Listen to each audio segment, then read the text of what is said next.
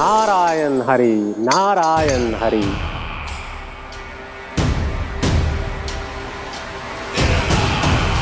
प्रणाम देवर्षि।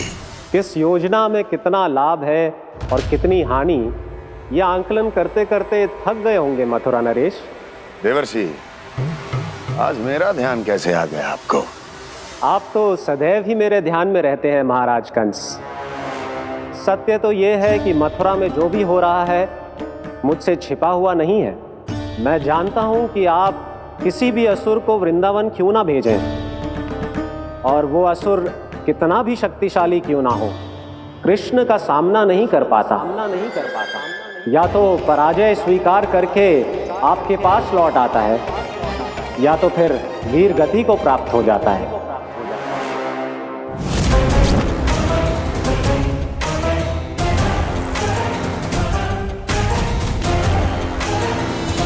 वाह, मुझे मेरी असफलताएं स्मरण कराने आए हैं, मेरे घाव को खुरेदने आए हैं, उन पे नमक छिड़कने आए हैं।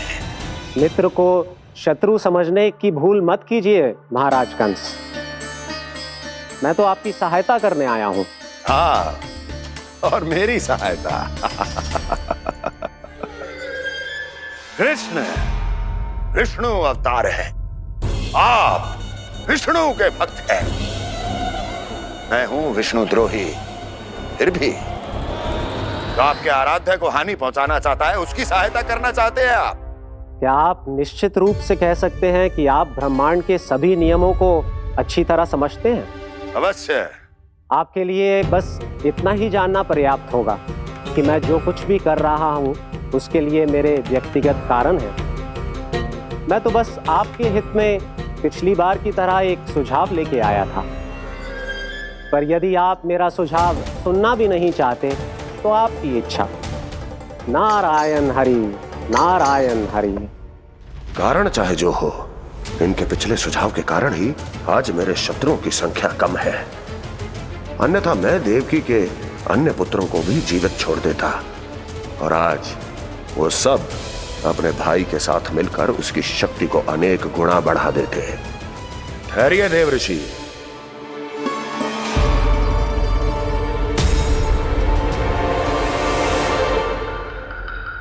बताइए, क्या सुझाव है आपके पास? मेरे सुझाव का नाम है कालिया नाग।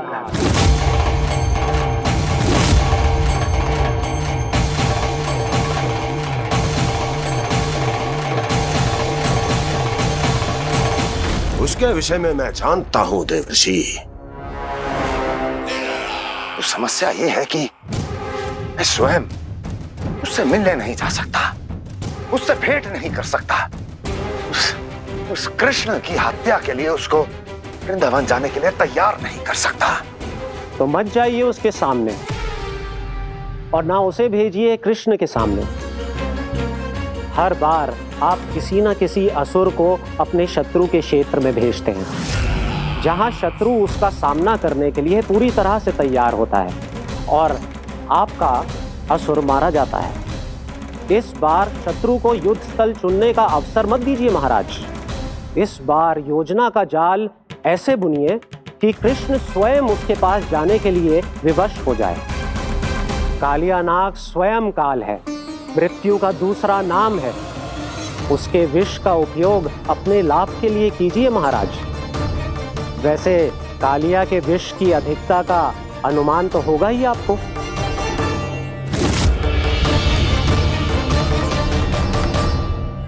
एक बार जो उसके क्षेत्र में पहुंच गया, फिर उसके विष से बचना असंभव है। उचित सुझाव है देवर्षि, उचित सुझाव है। देवर्षि, उस छलिया विष्णु की भक्ति करते करते आप भी उसके रंग ढंग सीख गए हैं। उचित है, उचित है।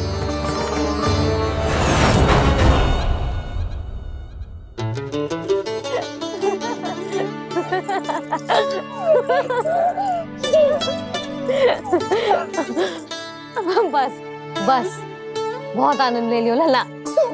बस अब दूध पी ले। ठहर ठहर, गरम है। जी ले ले।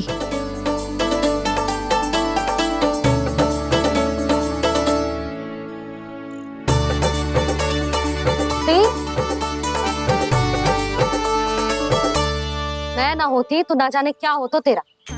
अपने आप दूध भी ना पी सकते है, भावला कहीं का। आपकी इस प्रेम के लिए तो मैं धरती पे आया हूँ मैया। मैं भी यही सोच रहा हूँ यशोदा कि तुम ना होती तो मेरा क्या होता। इसी बात पे थोड़ा दूध और कजू खाने को दे दो। अरे मैं तो भूल ही गई। तनिक ठहर जाओ जी, जे दूध पी लेना तो आपके लिए भी कछु ले आती हूँ।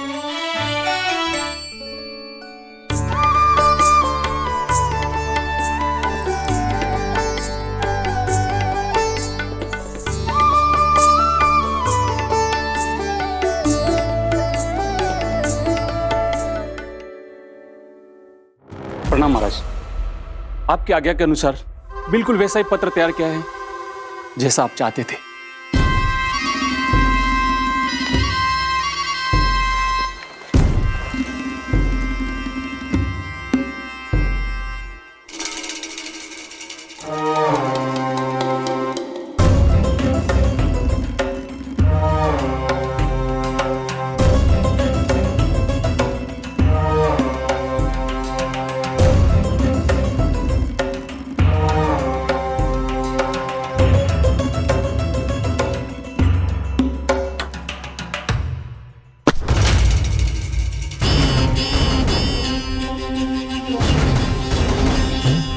कृष्ण जन्म से लेकर आज तक ये मेरी सबसे महत्वपूर्ण योजना है। इसका सफल होना निश्चित है दूत, किंतु केवल वही करना जैसा मैंने कहा है। जाओ।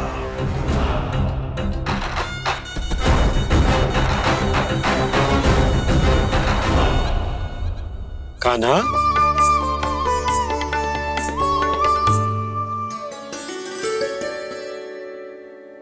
क्या होगा? बाबा मैं चाहता हूँ कि मैया की स्वमता क्रिस्टल फ्रेम की वर्षा मुझ पे सरतेव ऐसे होते रहे। वो तो होती रहेगी लल्ला। अपने लल्ला के लिए किसी मैया का प्रेम कभी कम हो सकता है भला? नंदराज, वो मथुरा से एक दूत आयो है महाराज कंस का राजपत्र लेके।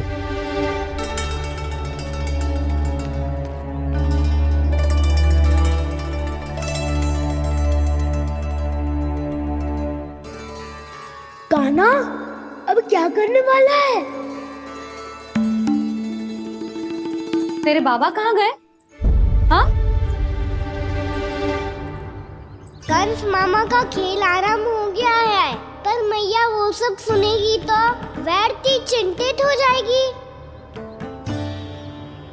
बस थोड़ा बाहर गया मैया, कछु खा लिए से। बाहर इस समय? मैया क्या होगा? मैया देखो ना, पीठ पे कुछ हो रहा है। मेरा हाथ ना पकड़ो, आप करो ना। दिखा यहाँ। क्षमा करना मैया, पर अभी बाबा को ही संभालने दो ये सब। कहिए, क्या संदेश लाए हैं आप? नहीं नंदराज, नहीं। महाराज कंस का आदेश है कि यह संदेश सभी गांव वालों के साथ ही पढ़ा जाए। ठीक है, मैं गांव वालों के सामने पढ़ दूंगा, पर मुझे तो दीजिए पढ़ने के लिए। महाराज की आज्ञा का पालन करना आपके लिए भी आवश्यक है नंदराज। सभी गांव वासियों की सभा बुलाइए। बंसी, सभी गांव वालों की सभा बुलाओ। राजपत्र में ऐसा क्या संदेश भेजो है कंस ने? अब मेरे पत्र को पढ़कर सब भौचक के रह जाएंगे। और वो कृष्ण, उस कृष्ण के पांव के नीचे से तो भूमि खिसक जाएगी, आकाश फट पड़ेगा, बिजलियां गिर जाएंगी। प्राप्ति, ओ प्राप्ति, कंस का पत्र स्वयं को बहुत अधिक शक्तिशाली समझता है ना वो। अब देखता हूं कैसे वो इस महासंकट का सामना करता है। वो कृष्ण, वो अपनी मृत्यु स्वयं चुनेगा या मृत्यु की वेदी पर चढ़ा देगा प्रिय वृंदावन वासियों को।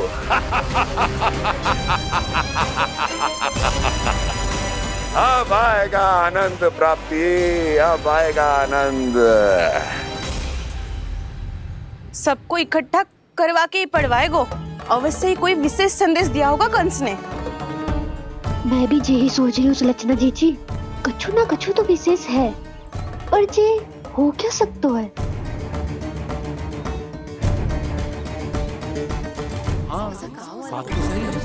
ऐसा का हो सकता है? सभी गांव वासियों के सामने कहा जाए, कछु तो विशेष अवश्य लग रहा है। बाहर तक कोलाहल क्यों हो रहा है? मैया, मैया, अब क्या होगा? मैया देखो ना, सर पे कछु हो रहा है। लल्ला, नारायण ने तुझे हाथ दिए हैं ना? पीठ की बात अन्य थी। अपने सिर की सेवा स्वयं कर। सर पे तो हाथ पहुंच रहा है ना?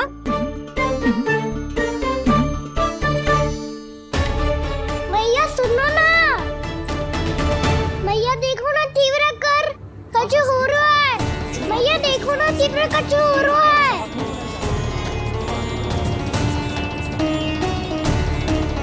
सब लोग आ चुके हैं, अपना संदेश सुनाइए आप। गोपराज नंद और सभी वृंदावन वासियों को सूचित किया जाता है कि मथुरा अधिपति और आप सभी के महाराज कंस ने कल सुबह भव्य पूजा का आयोजन किया है। इसके लिए राज्य को वृंदावन के क्षेत्र के निकट यमुना नदी के मध्य में खिलने वाले 1 कोटि कमल के पुष्पों की आवश्यकता है। इसीलिए आप सभी को यह आदेश दिया जाता है कि ये सभी कमल के पुष्प प्रथम पहर से पहले राजसभा में पहुंचा दिए जाए। वो भी प्रथम पहर से पहले कैसे हो सकता है? यदि आप ऐसा करने में असफल रहे तो इसे राज आज्ञा का उल्लंघन माना जाएगा और राजद्रोह के आरोप में आप सभी को कड़े से कड़ा दंड दिया जाएगा। स्मरण रहे, यदि कल की पूजा में इन 1 कोटि कमल के पुष्पों का ना पहुंचने के कारण कोई व्यवधान आया तो समस्त वृंदावन वासियों को दोषी माना जाएगा और पूरे गांव को निवासियों सहित धूल में मिला दिया जाएगा। कल प्रथम पहर तक का ही समय है आप सबके पास।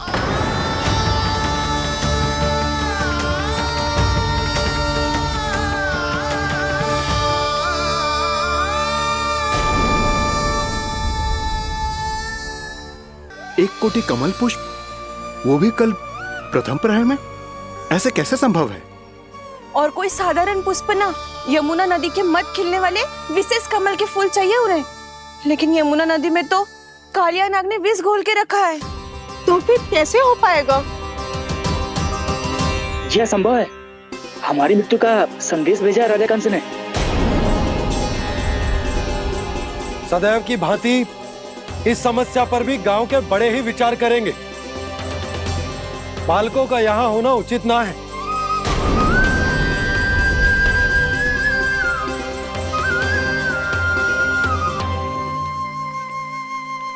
लल्ला, ले गेंद ले, जा अपने सखाओं के साथ खेल।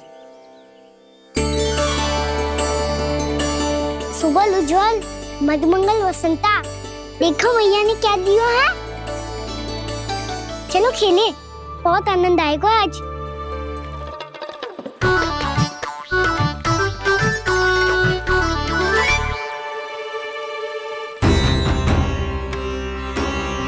भानु, बंसी, जाओ और शीघ्र ही वो घेरे का कार्य समाप्त करो।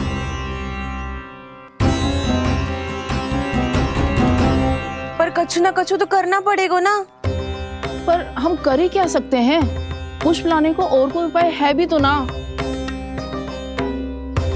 मैं चला जाऊंगा जमुना जी में। वैसे भी मेरे जीवन के कितने दिन शेष बचे हैं। गांव के लिए, समाज के लिए कुछ करके मरूं, तभी तो शांति मिलेगी। ना काका, यदि आप उस विषैले जल में छलांग लगा भी दोगे, किंतु 1 कोटि कमल पुष्प एकत्रित कर पाना आपके लिए संभव ना है। इससे अच्छा है कि मैं चला जाऊं। यदि मैं मर भी गया तो मेरे पीछे रोने वाला कोई ना है। किसी को कहीं जाने की आवश्यकता ना है। गोप नरेश होने के नाते ये मेरा कर्तव्य है कि मैं आप सबकी रक्षा करूं। नंदराज, आपको जाना है तो जाओ, हरिया, काका, भैया सब चले जाओ। लेकिन आपको पता है वहाँ का जल कितना विषैला है। आप लोग एक क्षण भी जीवित नहीं रह पाओगे। फिर कैसे इकट्ठा करेंगे 1 कोटि कमल पुष्प? आप बात तो सही कह रही हैं शांति। उस दुष्ट कंस ने ऐसी मांग रख के हम सबको फंसा दिया। हम में से कोई भी क्यों ना चला जाए और इस संकट का समाधान ना निकले को। कान्हा, बताना कौन सा खेल खेलें?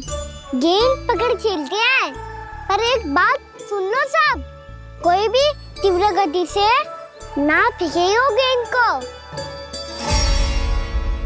भैया ने फ्रेम बनाई है मेरे लिए। सब तैयार हो?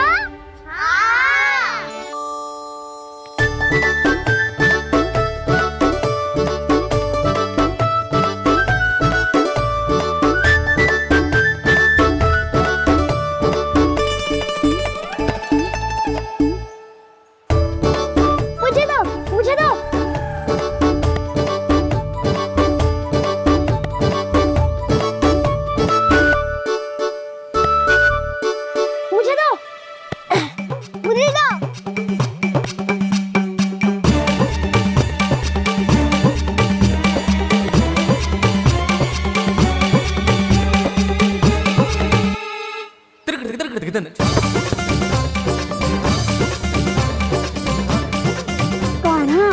इतनी धीरे से फेंकेगो तो कैसे आनंद आएगो? थोड़ा बल लगा के फेंक। हाँ कान्हा, हम अभी बड़े हो गए हैं, तू अब भी छोटे बालकों की तरह फेंक रहे है।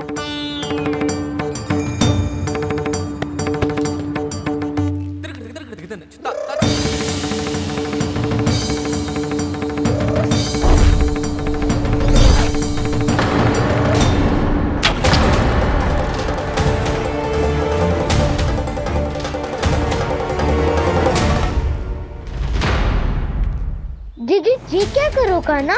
गेंद तो डूब गई।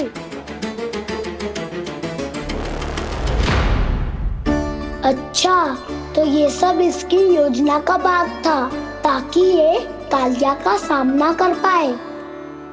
तुम सबने तो कही थी तीव्र गति से फेंको। देखो फिकवा दी ना मेरी गेम। मुझसे नदी में। अब मुझे जाके लानी पड़ेगी। रुक जा कान्हा, रुक जा कान्हा। जी क्या बोल रहे थे कान्हा? इसमें तो बहुत संकट है। कोई भी संकट मेरी मैया का उपहार खोने से बड़ा ना है। बहुत प्रेम से बना के उन्होंने दी थी। हे नारायण, कोई उपाय समझ में ना आ रहा है। मैया, हम कैसे करेंगे हम अपने गांव की रक्षा? कीड़े पड़ेंगे उस दुष्ट को।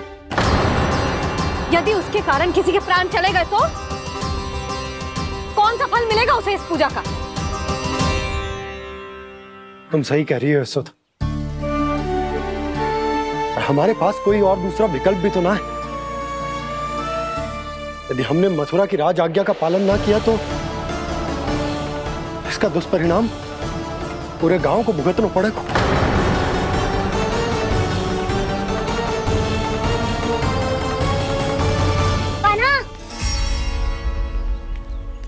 तुम्हें पता है कि तू भगवान है, दिव्य है, बहुत शक्ति है तुझ में। पर फिर भी हम तुझे विषैले जल में ना जाने दे सकते। कुछ होगा तो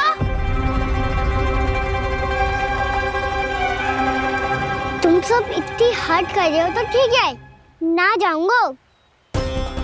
गेंद कहाँ गिरी है, कितनी दूर गई है, ये तो देख लूं ताकि उसे बाहर निकालने का कोई उपाय ढूंढ पाऊं।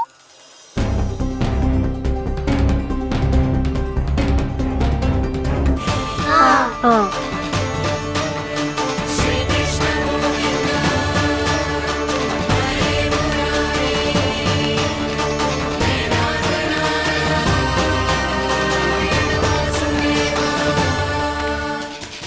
कान्हा की ये लीला तो समझ ही नहीं आ रही। पहले इसने देवश्री नारद को मथुरा जाकर कंस को भड़काने के लिए कहा, फिर स्वयं ही दुखी भी हो गया कि अब इसका रहस्य सबके सामने खुल जाएगा। और अभी स्वयं ही तो इसने कहा था कि गेंद बहुत महत्वपूर्ण है, फिर स्वयं ही उसे नदी के विसले जल में फेंक दिया।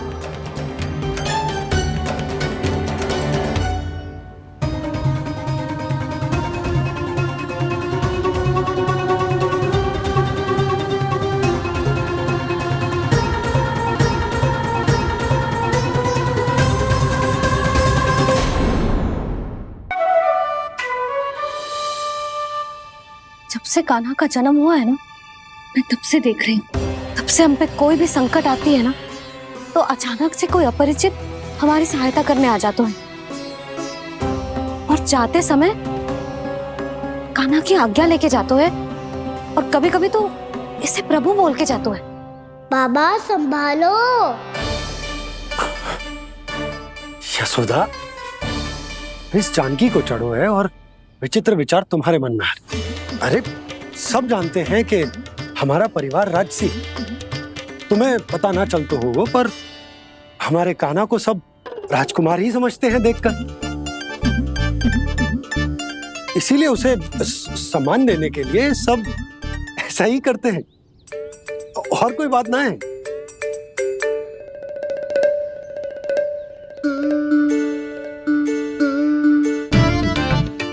अब जे मेरे लल्ला को ऐसे क्यों घूर रहे हैं? बुरी दृष्टि लगाएंगे क्या? वैद्यराज जी, आपके सहायक तो गए, अब आप यहाँ क्यों? वो क्या है ना, मैं अपने रोगी का निरीक्षण करके पूरी तरह से संतुष्ट होकर ही जाता हूँ।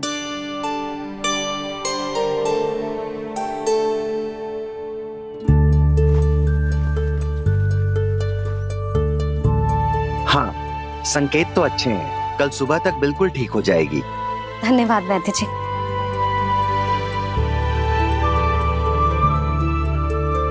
बस तो फिर हम कल पकड़न पकड़ाई खेलेंगे जानकी।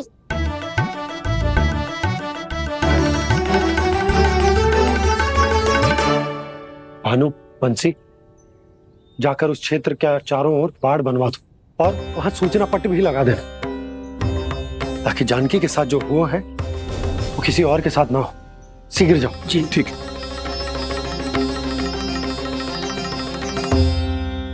बाड़ और सूचना पट लगवाने से समस्या का समाधान नहीं होगा बाबा। निर्दोष पशु सूचना पट देखकर भी कुछ समझ नहीं पाएंगे।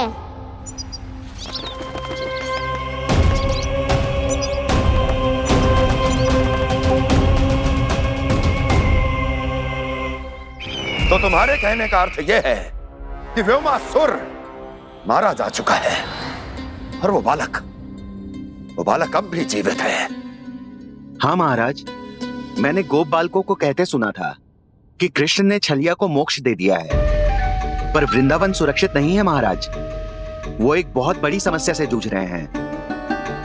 कैसी समस्या? गांव के निकट क्षेत्र में किसी विषैले सर्प का निवास है। उसके विष का प्रभाव इतना भयानक है महाराज, जैसे विष ना हो, स्वयं हलाहल हो। मेरी कोई भी औषधि रोगी का उपचार नहीं कर पा रही थी। निकट के क्षेत्र में कहां है वो सर्प?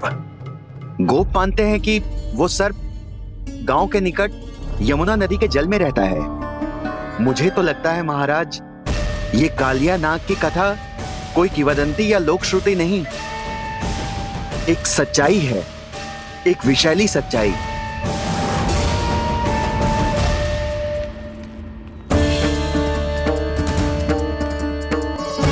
कालिया का सामना करने का समय आ गया है, पर उससे पहले मुझे बुलाना होगा उन्हें।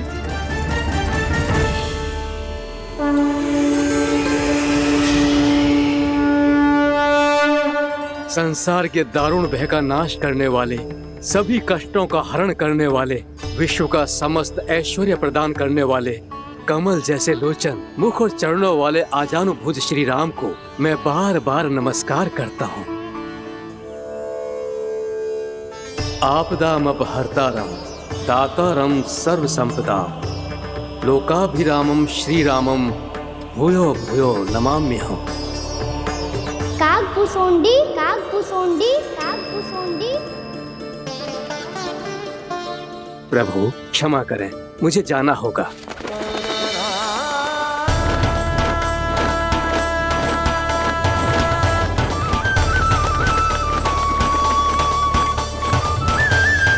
प्रणाम प्रभु। अनेक बार मैं आपके दर्शनों के लिए आया प्रभु।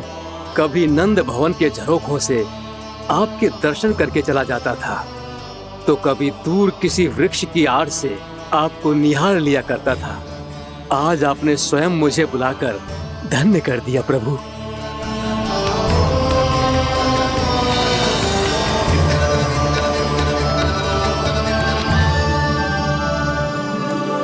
मैंने आपको यहाँ एक विशेष कारण से बुलाया है। आपके श्राप से इस कालिया नाग को मुक्त करने का समय आ गया है। ये तो बहुत ही उत्तम समाचार है प्रभु। इतने वर्ष बीत गए, मुझे आज भी स्मरण है वो दिन जब मैंने उन्हें श्राप दिया था। अपने क्रोध पर नियंत्रण खोकर बहुत बड़ी भूल कर दी थी मैंने प्रभु। बीती हुई घटनाओं पर दुखी होके कोई लाभ नहीं है। हमें भविष्य की ओर देखना होगा।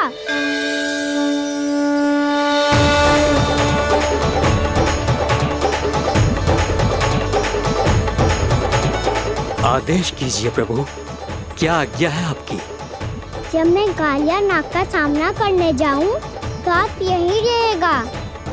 आपको अपने आप पता चल जाएगा कि कब क्या करना है। और हाँ, लौटते जाते समय नारद मुनि से कहिएगा, वो आकर मुझसे भेंट करे। अवश्य प्रभु, प्रणाम।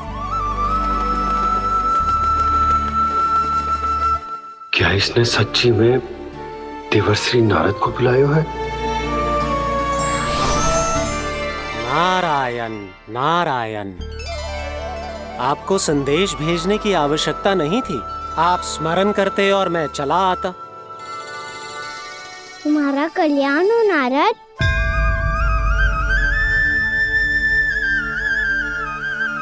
मैंने तुम्हें एक विशेष कार्य के लिए बुलाया है।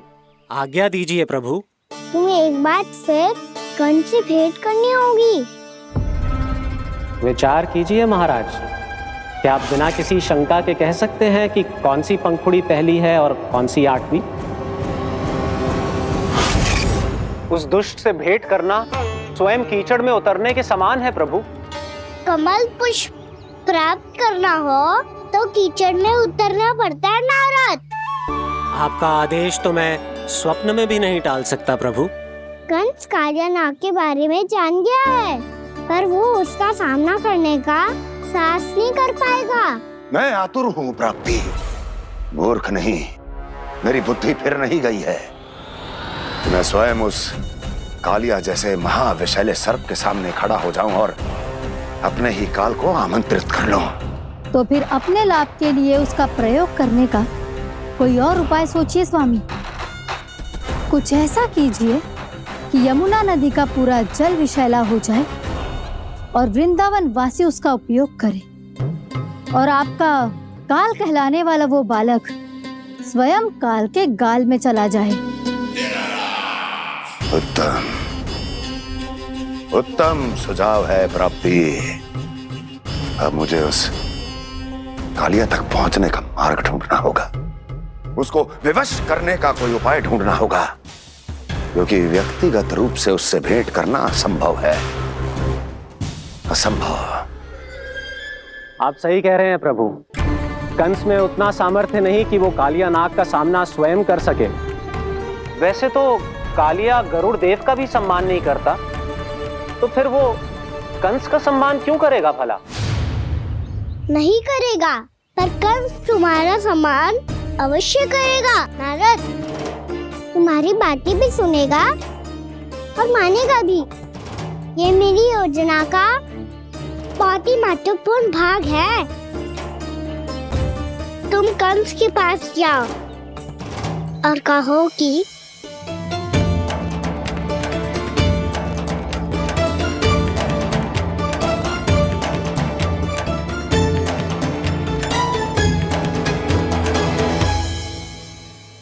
संतान अपने माता पिता को तीर्थ का सौभाग्य दिलाती, पर मेरा लल्ला कितना महान कि उसने हमारे घर को ही तीर्थ बना दिया।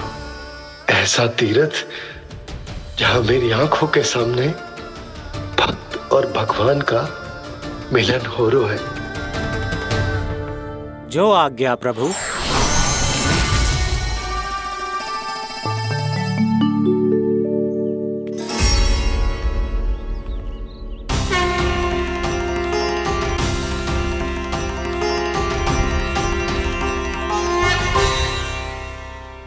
बाबा,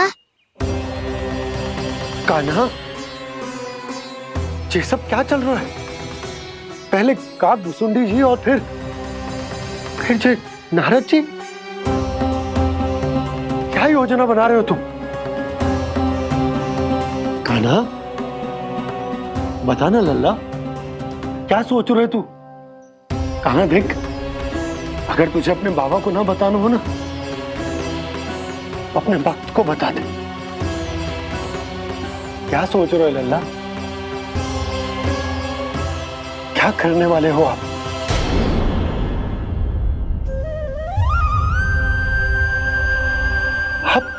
आप इतने दुखी क्यों हो?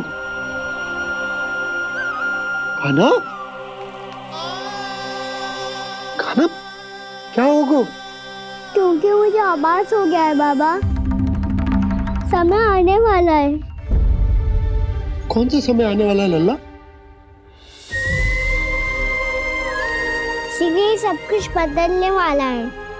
भैया को मेरा सत्य पता चल जाएगा बाबा।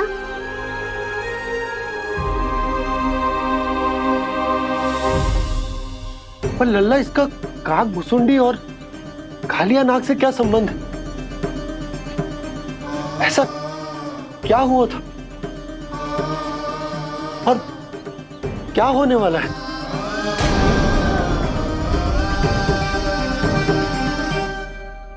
जो होने वाला है बाबा, उसका संबंध उससे है जो सैकड़ों वर्ष पहले हुआ था। महर्षि भृगु के एक वंशज थे, वेदशिरा मुनि, जो विंध्याचल की पहाड़ियों में साधना कर रहे थे। तभी वहाँ अश्वशिरा नाम के एक दूसरे मुनि आमंत्रण के बिना ही आ गए। कितना सुंदर और शांतिपूर्ण आश्रम है। यहाँ प्रभु की साधना करने में बहुत आनंद आएगा। शीघ्र ही अश्वशिरा मुनि उपस्थिति के कारण होने वाले व्यवधान से बाध्य होकर वेदशिरा मुनि ने अपनी आंखें खोली। कौन हो तुम और यहाँ क्या कर रहे हो? आपके आश्रम में बहुत शांति है मुनिवर।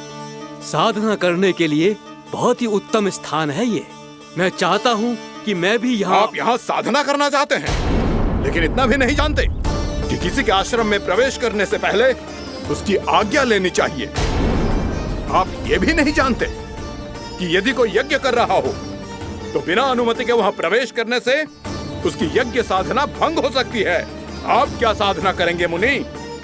आप तो साधना के योग्य ही नहीं हैं। इतना अपमान! एक मुनि के मुख से इतने कड़वे शब्द शोभा नहीं देते। मैं तुम्हें श्राप देता हूँ, जितनी विषैली तुम्हारी जिह्वा है उतने ही विषैले सर्प बन जाओ तुम। और ऐसा सर्प जो सांस भी ले तो निकट का वातावरण दूषित हो जाए। तुम्हारे इस दुस्साहस के लिए मैं तुम्हें श्राप देता हूँ कि तुम अभी इसी क्षण कौवा बन जाओ, और ऐसा कौवा जो कांव कांव करके अनर्गल प्रलाप करता रहे।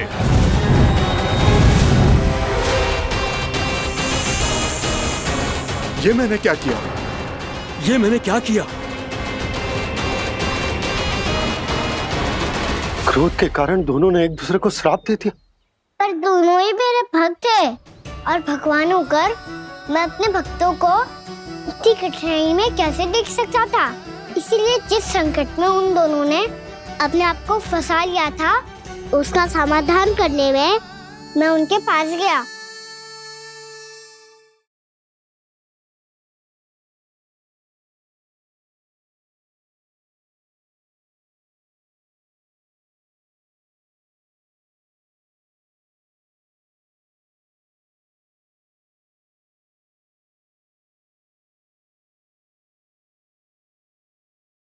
तंग करे मैया को खिजाए, खेले रूठे मनाए।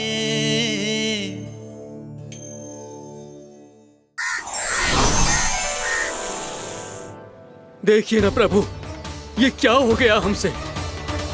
हमारी रक्षा कीजिए प्रभु, मार्ग दिखाइए हमें। क्रोध पर नियंत्रण ना होने के कारण आप दोनों ने एक दूसरे को बहुत ही भीषण संकट में डाल दिया है। आप दोनों ही तपस्वी, तप के बल से दिए गए आपके श्राप को लौटाना भी संभव नहीं है। प्रभु कोई तो उपाय होगा, हम आपके शरण में हैं प्रभु। अपराध तो हमसे हुआ है प्रभु, पर अब आपसे ही आशा है। कुछ ऐसा कीजिए भक्त वत्सल, जिससे हम दोनों के श्राप का प्रभाव कुछ कम हो जाए। आप दोनों ही मेरे भक्त हैं, इसलिए आपकी पीड़ा का निवारण करने का एक उपाय है मेरे पास। वेद शिरामुनि, जब आप कालिया नाग बनेंगे तो आपको मेरे चरणों को अपने शीश पर धारण करने का सौभाग्य मिलेगा। और अश्र शिरामुनि, आप काग योनि होने के बाद भी आप श्रेष्ठतम ज्ञान और सर्वाधिक यौगिक सिद्धियों के स्वामी होंगे और प्रवचन दिया करेंगे। इसके बाद अश्वशिरा मुनि काक भुसुंडी बन गए, जिन्होंने आगे चलकर सेम गरुड़ देव को रामायण सुनाई। और मुनि वेदशिरा महर्षि कश्यप और देवी कत्रियों के पुत्र कालिया नाग बनकर जल में। और अब वही कालिया नाग जमराज में, जिनके कारण जानकी के प्राण लगभग चले ही गए थे। अब कालिया नाग को उचित स्थान पर भेजने का समय आ गया है बाबा। पर ये तो अच्छी बात है कान, वेदशिरा मुनि को दिया हुआ तुम्हारा वचन भी पूरा हो जाएगा, जमुना जी की शुद्धि भी हो जाएगी। इस सब के बाद भी तुम दुखी क्यों हो? क्योंकि इसके बाद मैया के सामने मेरा रहस्य खुल जाएगा बाबा। उन्हें पता चल जाएगा कि उनका बालक कोई साधारण बालक ना है। भविष्य में जो होने वाला है उसे सबके सामने घटने से रोकना मेरे लिए भी संभव ना होगा। मैया को सब पता चल जाएगा। क्या पता चल जाएगा रे मुझे?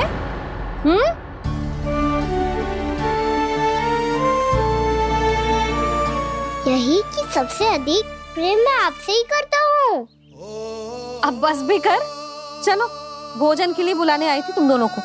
भूखा थोड़े ना रहने दूंगी अपने लल्ला को, मेरा लल्ला दुर्बल हो जाएगा ना। आप खिलाओगे तो ही खाऊंगा।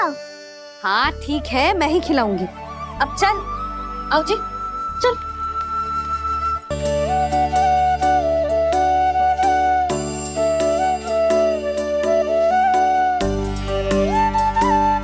मैया खेलो ना मेरे साथ। मैया सुनो ना, मेरी बात ना मानोगी?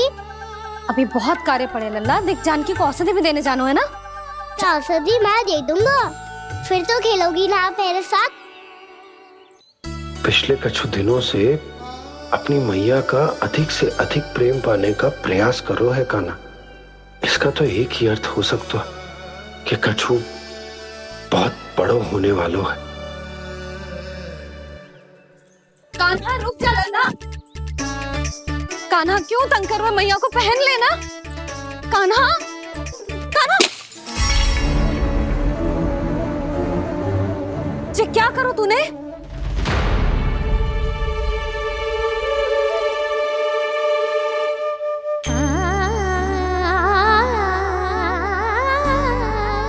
अच्छा ठीक है, अब मुंह लटकाने की आवश्यकता ना है। ये ले।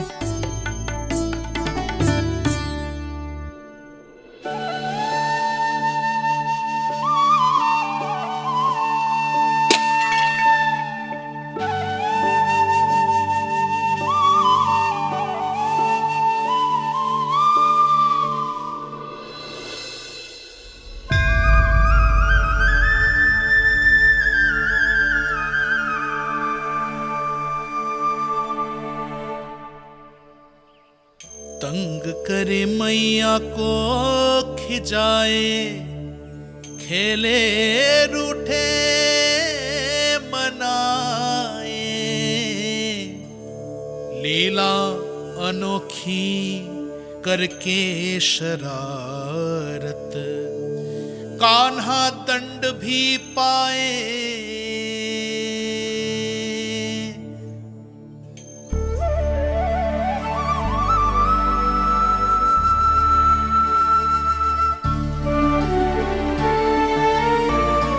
रूठना मनाना, खेलना खिलाना, पहले शरारत करके क्रोध दिलाना और फिर क्षमा मांग लेना, ये सब जानबूझकर कर रहे है कन।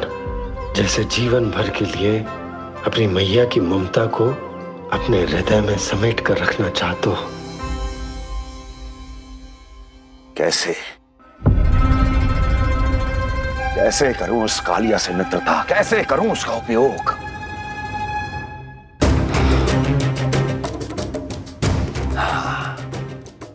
उस पर आक्रमण कर देता हूं और उसे किसी ना किसी तरह से यह विश्वास दिला देता हूं कि यह आक्रमण उस विष्णु अवतार ने किया है। फिर वो क्रोध में आकर सारे वृंदावन वासियों को अपने विष से समाप्त कर देगा। उचित है, ये उचित है। नारायण हरि, नारायण हरि।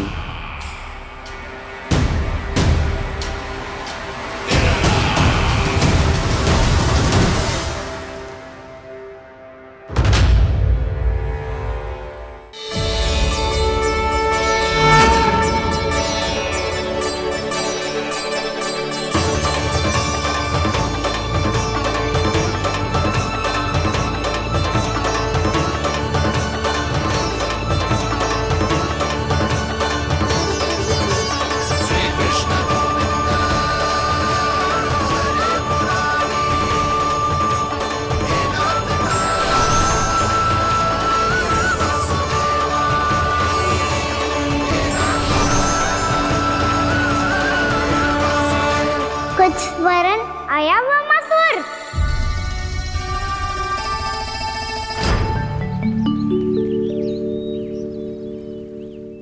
बहुत समय पहले की बात है, बहुत बड़े भूमाकर राज करते थे तुम्हें मान राजा भीमम के नाम से जाना जाता था।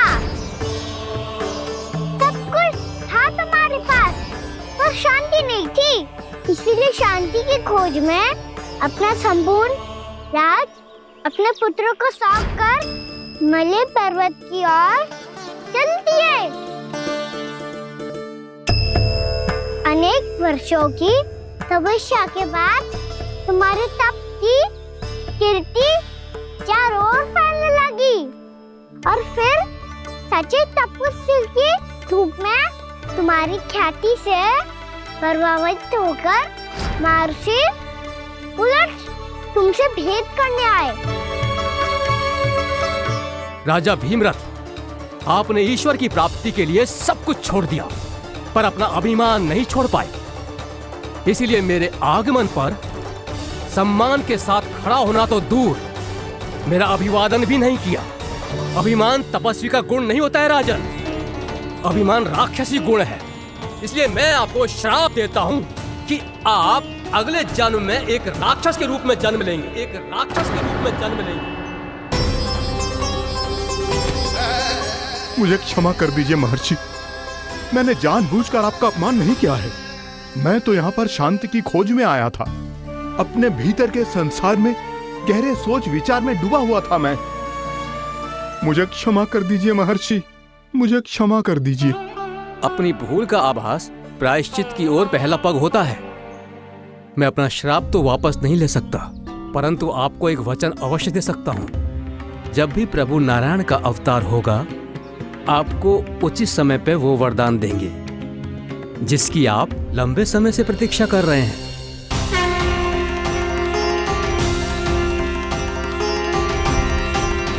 प्रभु, आपने मेरी आंखें खोल दी। अब मुझे पता चल गया है कि आप कौन हैं और मैं कौन हूं। इसलिए आप मुझ पर कृपा करके अपने चरणों में स्थान दे दीजिए। मुझे वो शांति प्रदान कीजिए जिसकी खोज में मैं वर्षों से भटक रहा हूँ। शांति तो मोक्ष में ही है, इसीलिए मैं तुम्हें मोक्ष का वरदान देता हूँ।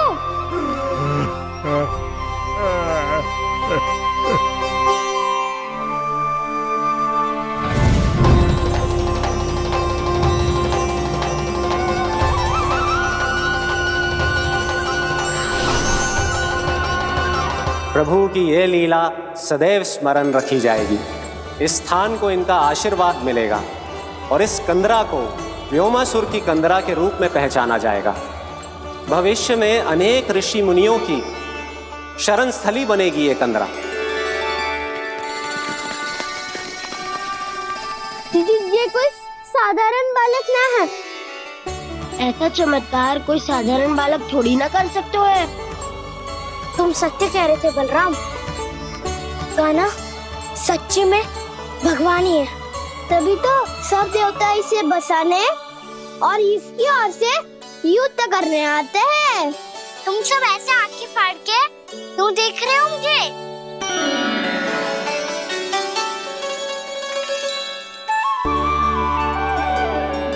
बलराम, तुम बलवान हो और कान्हा भगवान है।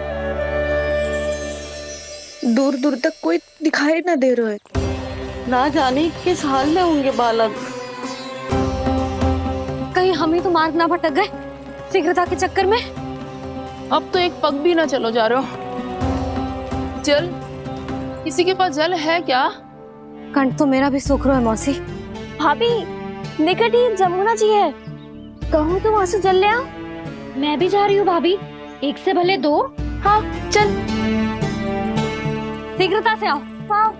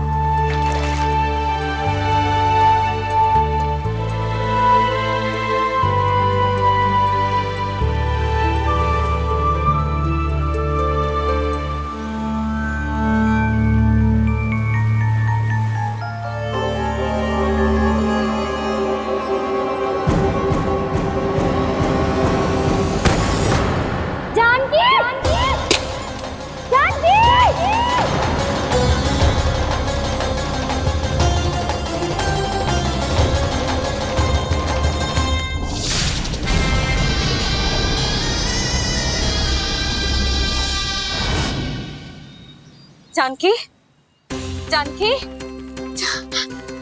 क्या होगा इसे? देखो ना जी, अब छलिया की सूचना मिलते ही हम सब बालकों को ढूंढने चली गई और ढूंढते ढूंढते सबको बहुत प्यास लगी आई जी। तो जानकी जमुना जी की नदी से जल लेने गई और उसने जमुना जी का पानी पिया और उसकी जेदशा हो गई। बालक कहाँ है? वो ठीक तो है ना? ऊपर से सब ठीक है, पर भीतर से बहुत भयभीत है सब। जानकी तो बिल्कुल नीली पड़ गई है, लग तो है विष फैल गया है इसको पूरे तन में। मथुरा के सर्वश्रेष्ठ विदेह जी को बुलाए गए हैं उसके उपचार के लिए। जैसे ही इसने जल को मुंह से लगाया, ये गिर पड़ी। चटपटाने का अवसर भी ना मिलो। हाँ वैद्य जी, और निकटी मृत पशु भी पड़े हुए थे। हाँ, मैंने भी अस्थियां देखी थी। इसका तो यही अर्थ हो सकता है कि समस्या वहाँ के जल में ही हो। वैद्य जी, आप रोगी की नाड़ी पे ध्यान दो ना। जे गोपिया क्या कह रही है उसे सुनने की आवश्यकता ना है। जब तक विष के कारण का पता नहीं चल जाता, हम उपचार कैसे कर सकते हैं रानी जी? जी, वो निकट ही यमुना जी में एक विशेष क्षेत्र है। ये सब उसी के जल की बात कर रही है। तब तो ऐसा भी हो सकता है कि किसी विषैले सर्प के काटने का प्रभाव हो। पर सर्प के काटने का चिन्ह ना है उसके तन पे। सर्प जब काटता है तब उसके दांत के चिन्ह बन जाते हैं। मुझे पता है, बड़े बड़े सर्प को काटते हुए देखो है मैंने। एक दिन अब बस कर उज्जवल, जे बड़ी बड़ी हाँकने का समय ना है। पर यदि सपने ना काटो है, फिर जानकी की ये दशा किसने की? अवश्य किसी राक्षस ने की होगी। नाना, कोई विषैला पशु भी तो हो सकता है, या अवश्य किसी महाविषैले सर्प के विष से हुआ है। सर्प ने भले ना काटा हो, लेकिन यह अवश्य ही किसी महाविषैले सर्प के विष के कारण हुआ है। कालिया नाग। कालिया नाग?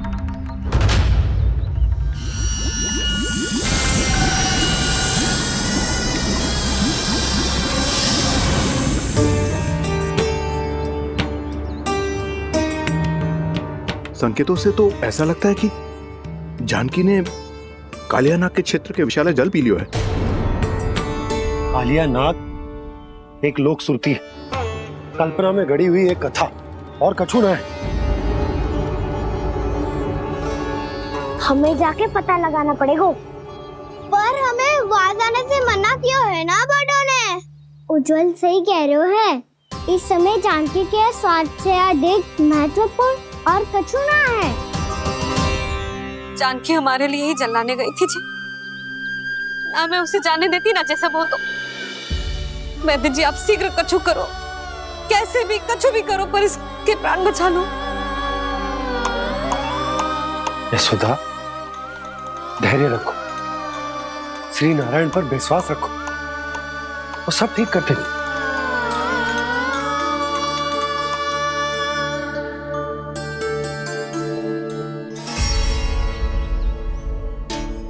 विष की काट की मेरे पास जितनी जड़ी बूटी थी, मैंने सब अर्क बना के पिला दी, पर इसकी दशा में अभी तक कोई सुधार नहीं दिख रहा है। यह अंतिम जड़ी बूटी है, अगर इससे भी चमत्कार नहीं हुआ तो फिर जो नारायण की इच्छा।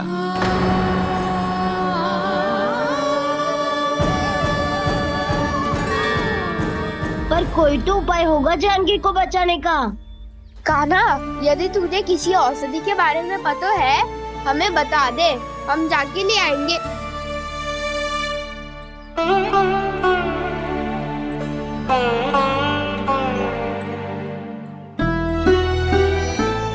हे नारायण, हे प्रभु, मेरी जानकी के प्राण बचा ले प्रभु, या तो मैं अपने आप को कभी क्षमा न कर पाऊंगी। ये सारी मेरे ही कारण बनाई थी। उसकी रक्षा करो प्रभु, मेरी पुकार सुनो। कान्हा, तूने हमें वत्सासुर से बचाया था ना, और बकासुर से भी तो, और छलवे से भी तो तूने ही बचाया था ना हमें। क्या ऐसा कोई उपाय ना है जानकी को बचाने का? धन्वंतरी,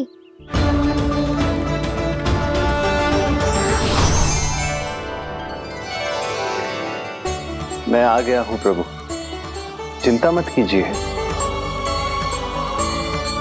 आपके आदेश का पालन अवश्य होगा। यशोदा मैया,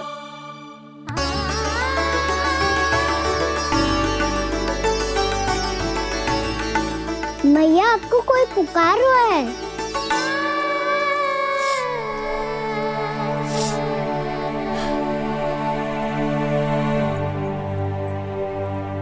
चिंता मत करो मैया, अब धन्वंतरी जी आ गए हैं, वो सब संभाल लेंगे। धन्वंतरी जी कौन है? जिन्होंने संसार का आयुर्वेद दिया, आरोग्य के देवता, वे श्री नारायण के अवतार।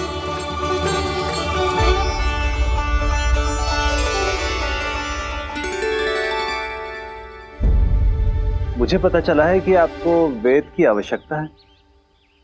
हाँ हाँ, भीतर आइए। आइए आइए बैठे जी, जी रहे। मथुरा का सर्वश्रेष्ठ वैद्य अर्थात मैं यहाँ आ चुका हूँ। और रोगी को जितनी औषधि की आवश्यकता थी सब दे चुका हूं। निश्चित रूप से आपने विष की काट के लिए बहुत ही उत्तम अर्क तैयार किया है। इसीलिए किसी और वैद्य की आवश्यकता नहीं है। किंतु आप अकेले कितना कुछ करेंगे वैद्यराज? मुझे अपना सहायक ही बना लीजिए। पर जो करना था मैं पहले ही कर चुका हूं। हाँ, वो तो आप कर चुके हैं। बस रोगी के तन से विष निकालना शेष है ना वैद्यराज? हाँ हाँ, बस वही शेष है। इनके रक्त को विष रहित करने में मैं आपकी सहायता करूंगा। पहले ये संजीवनी मानी जाने वाली इन लाल फूलों की बूटी को भी घिसना है ना?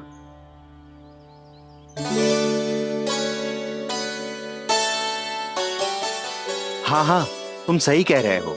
इसे अच्छे से घिसो।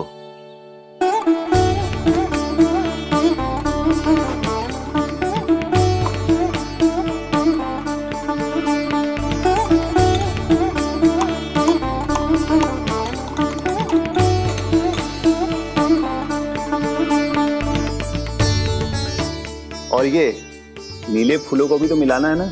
हाँ हाँ, अच्छे सहायक बन सकते हो तुम। ऐसे ही श्रम करते रहो।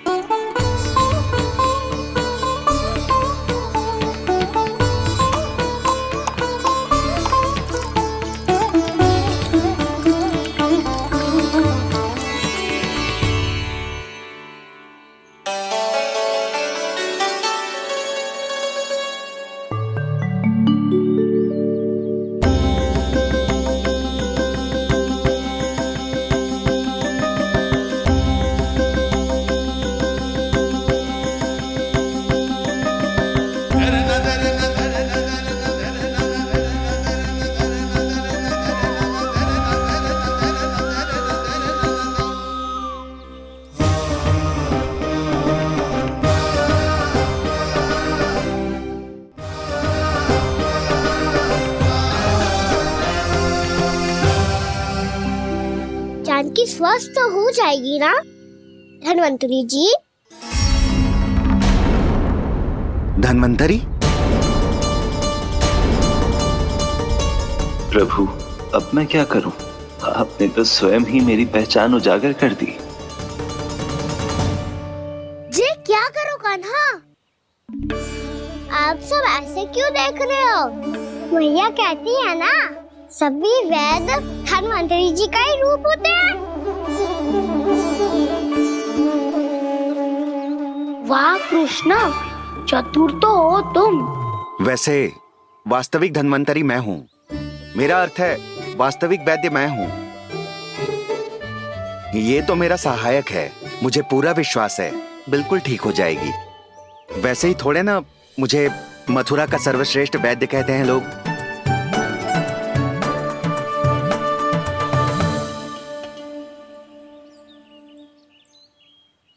जसोदा भाभी,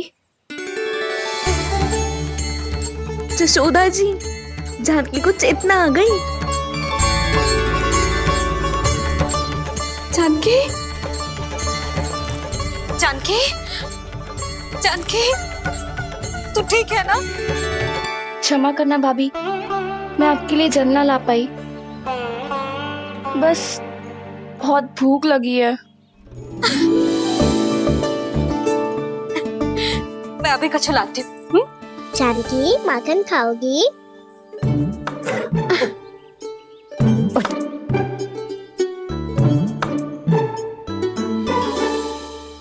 आजा, तू ही खिला दे लल्ला।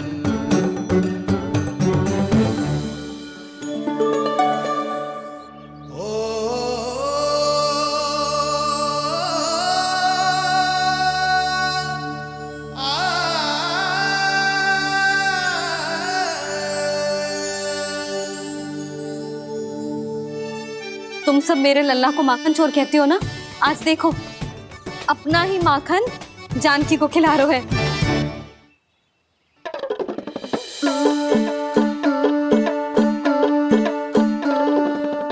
थोड़ा और विश्राम कर लो।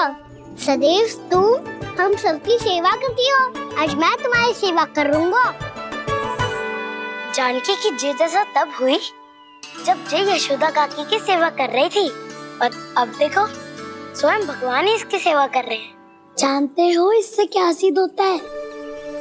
जो भी यशोदा मैया की पूजा करेगा अर्थात अपने माता पिता की सेवा करेगा, उनके साथ सम्मान से व्यवहार करेगा, ईश्वर स्वयं उसका ध्यान रखेंगे, कभी धन्वंतरी के रूप में तो कभी स्वयं कान्हा के रूप में।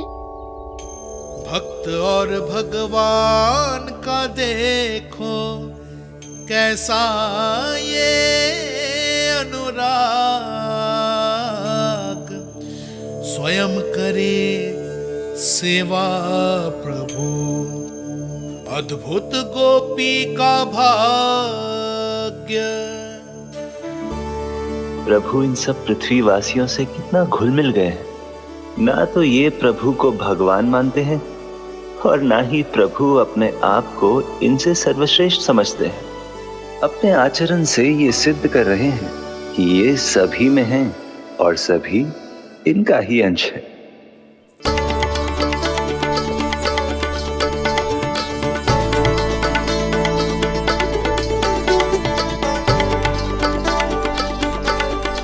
प्रभु, अब मुझे जाने की आज्ञा दीजिए।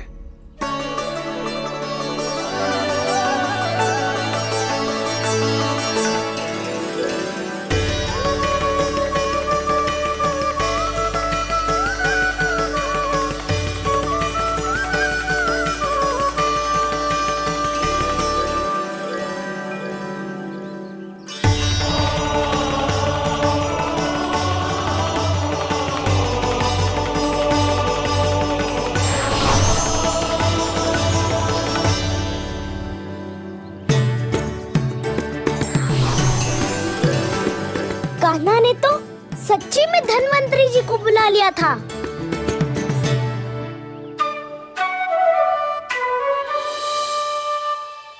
जब से कान्हा का जन्म हुआ है ना, मैं तब से देख रही हूँ, तब से हम पे कोई भी संकट आती है ना, तो अचानक से कोई अपरिचित हमारी सहायता करने आ जाता है, और जाते समय कान्हा की आज्ञा लेके जाते है, और कभी कभी तो इसे प्रभु बोल के जाते है। बाबा संभालो।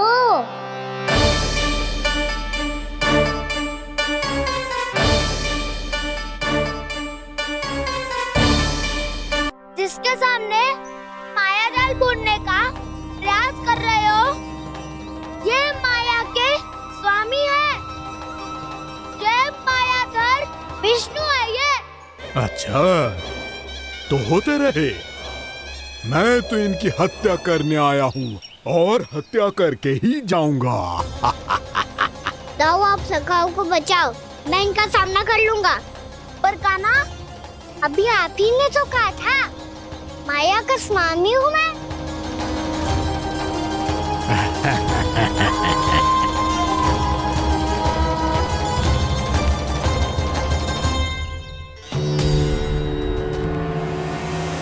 ये तो मथुरा का व्यापारी है।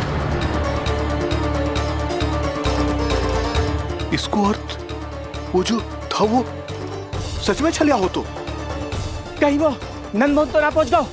हमें शीघ्र ही गांव जाना पड़ेगा और सबको सावधान करना पड़ेगा। चल।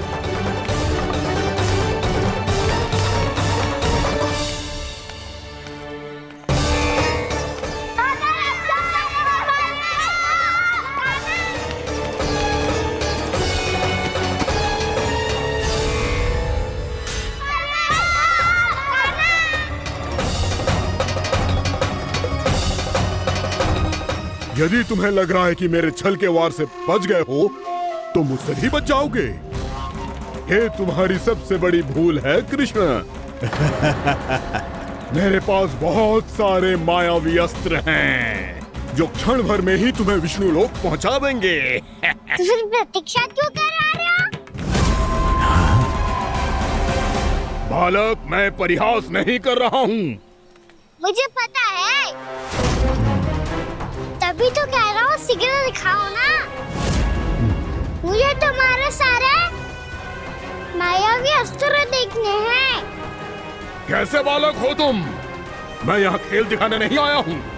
उस समय व्रत क्यों कर रहे हो ब्रह्मासुर? जो करने आए हो वो ही करो ना। अब देखो कैसे तुम्हारे प्राण एक ही वार में इस देह का साथ छोड़कर उड़ जाएंगे। मेरी मायावी अग्नि तुम्हारे भोले भाले से इस मुख को जलाकर भस्म कर देगी।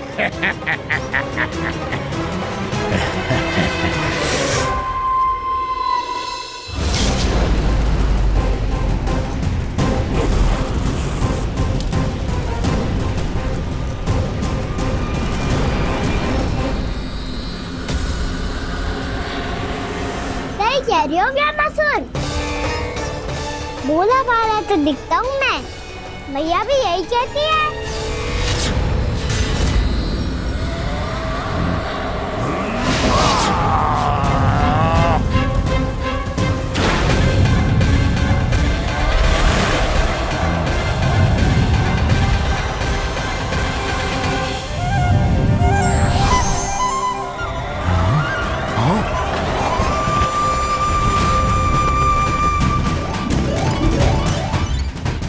आसन को उपहार देने के लिए बहुत बहुत धन्यवाद ब्रह्मासुर। बहुत समय से खड़े खड़े थक गया था मैं।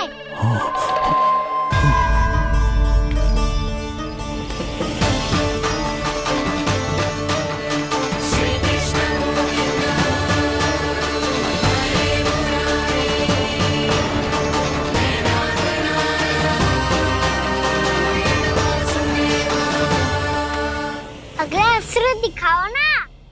तुम्हारी यही जिज्ञासा आज तुम्हारा अंत करने में सहायक बनेगी मूर्ख बालक।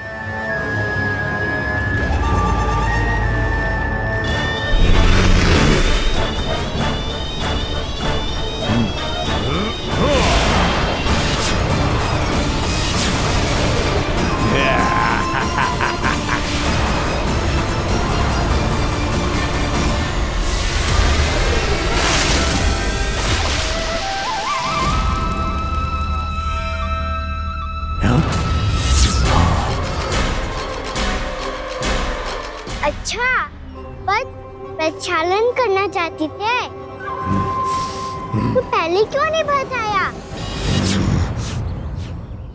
मुस्कुराना बंद करो। तुम्हारी ये हंसी मुझे कांटों की तरह चुभ रही है। पर मैया तो कहती है कि मेरी मुस्कुराहट फूलों की तरह है।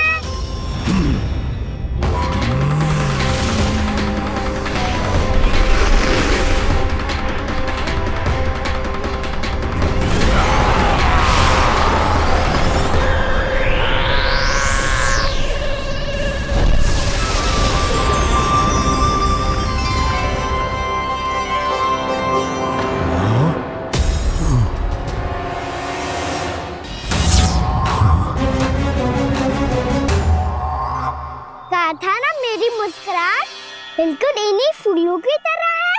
और तुम कर क्या रहे हो ब्रह्मासुर? कभी आसन दे रहे हो, कभी पद प्रक्षालन कर रहे हो और अब फूल भी चढ़ा दिए। तुम मुझ पे वार करने आए हो कि पूजा करने? तुम्हारी पूजा तो मैं अब ऐसी करूंगा कि तुम मृत्यु के बाद भी मुझे भूल नहीं पाओगे बालक।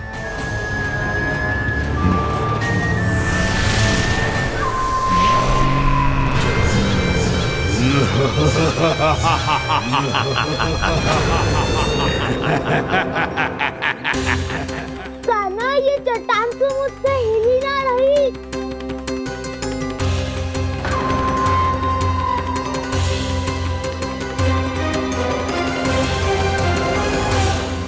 अभी कंदरा के अंदर कुछ क्षणों में ही प्राण वायु समाप्त हो जाएंगे। तुम्हारे सारे सखा एक एक कर अपने प्राण त्याग देंगे और तुम्हारा वध करूंगा मैं।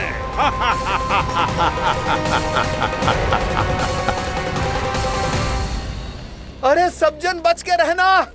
छलिया आया हुआ है वृंदावन में। अरे छलिया आ गया है। वृंदावन में मायावी छलिया। अरे क्या हुआ? कौन छलिया? मायावी छलिया, सबको छलता है वो। हाँ, कुछ भी कर सके है वो। बहुत भयानक। अरे भानु, ठहर जरा, क्या हुआ? बहुत भयानक है वो, बच के रहना सब लोग। अरे भेष बदल ले तो है वो। हाँ। क्या हुआ? छलिया है वो। अरे मेरी बात तो बताओ। रानी भाभी, रानी भाभी, कान्हा घर पर ही है ना? ऐसे भड़बड़ा क्यों रहे हो? कोई भूत देख लियो है क्या? भूत ना भाभी, छलिया से भेंट हो गई। सच्ची का मायावी छलिया है भाभी। क्या उल्टा सीधा बोले जा रहे हो? ठीक से बताओ। अब बोलो भी। वो कान्हा के पीछे पड़ो है वो। मेरे लल्ला के पीछे? हाँ रानी भाभी, हमारे अचेत होने से पहले हमने उसे ये कहते सुना था कि वो वृंदावन आने वाला है कान्हा से मिलने। हे नारायण, मेरे कान्हा की रक्षा करना। जसोदा जी, जे मायावी छलिए से बचना बालकों के बस की बात ना है। जीजी, बालक वन में अकेले हैं।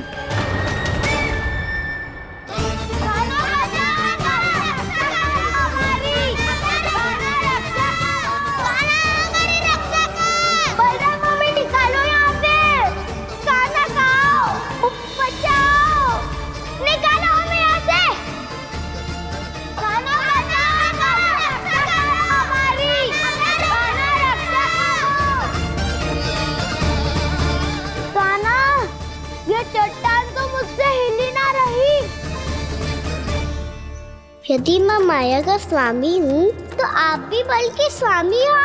ताऊ, अपनी क्षमता, अपना सामर्थ्य स्मरण करो।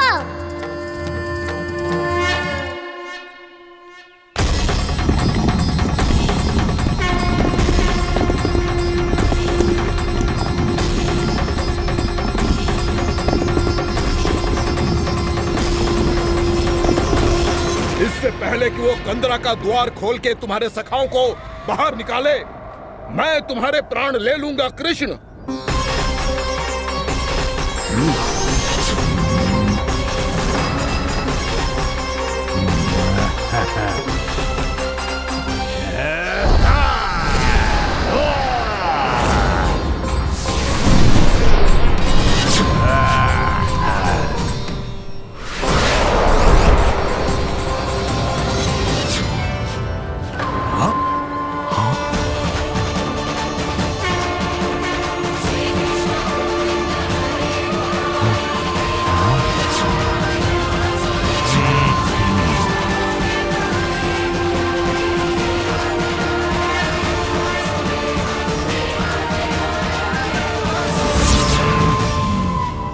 कितनी पूजा करोगे ब्रह्मासुर?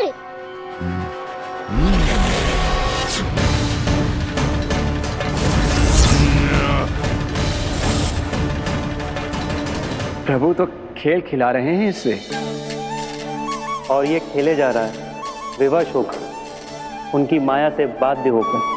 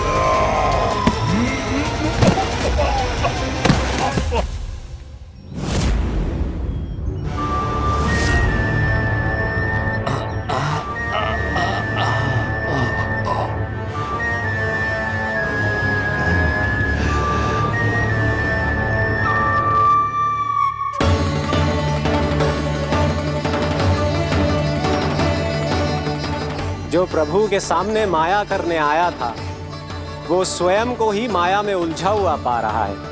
नारायण नारायण। लो, अब तो तुमने दंडवत प्रणाम भी कर लिया, माया भी कथा भी उपहार भी दे दी। तुम चाहते क्या हो ब्रह्मासुर? मेरी शरण में आना है क्या?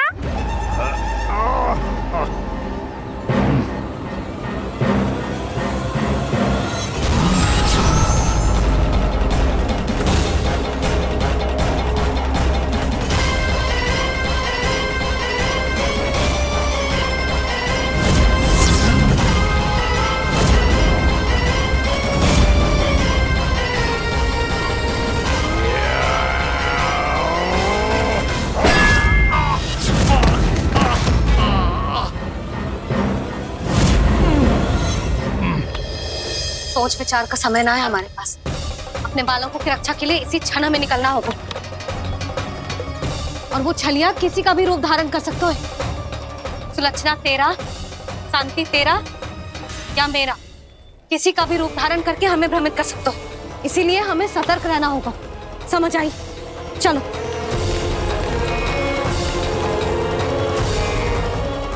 अभी भी समय है रामासुर, समझ जाओ। यदि मैया आ गई तो बात गड़बड़ हो जाएगी।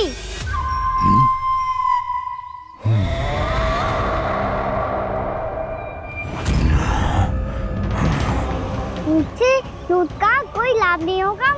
रामासुर, स्मरण करो तुम कौन हो।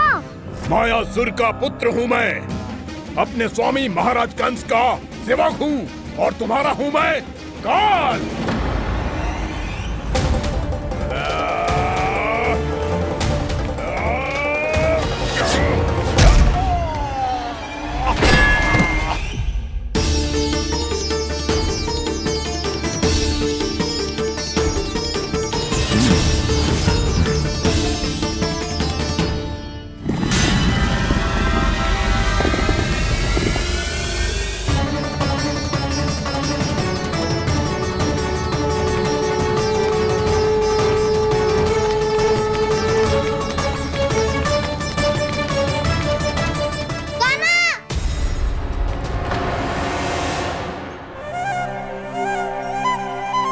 बाबा कहते हैं दुष्टों को पहले बातों से समझाना चाहिए, फिर भी ना माने तो अस्त्र ना उठाना कायरता होती है।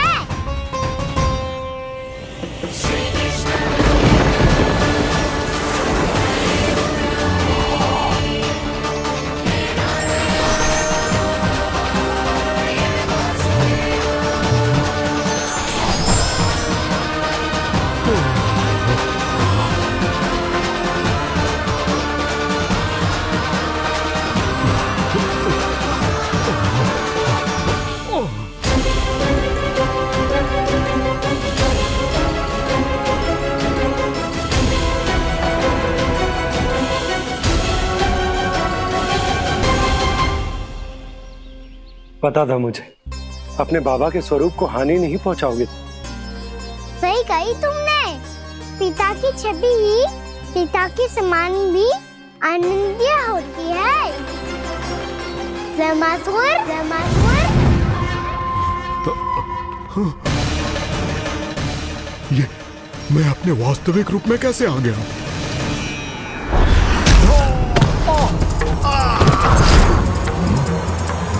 मेरे बाबा का स्वरूप नहीं लेना चाहिए था तुम्हें।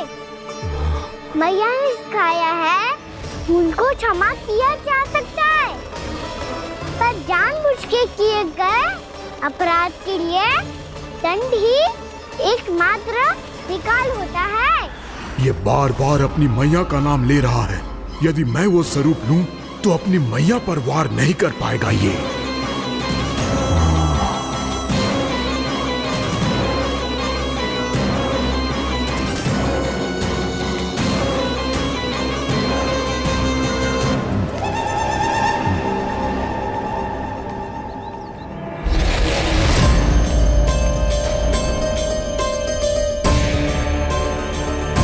लल्ला,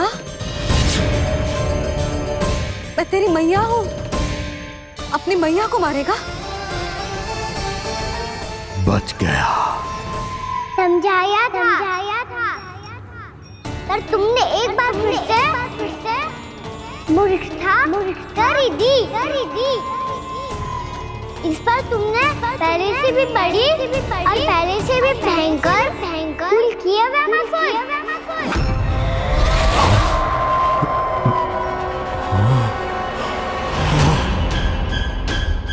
ये क्या हो रहा है मुझे? बार बार मेरा रूप क्यों बदल रहा है? ममता को समझे बिना अधिक समय तक मैया का स्वरूप हरण करके नहीं रख पाओगे रामासुर।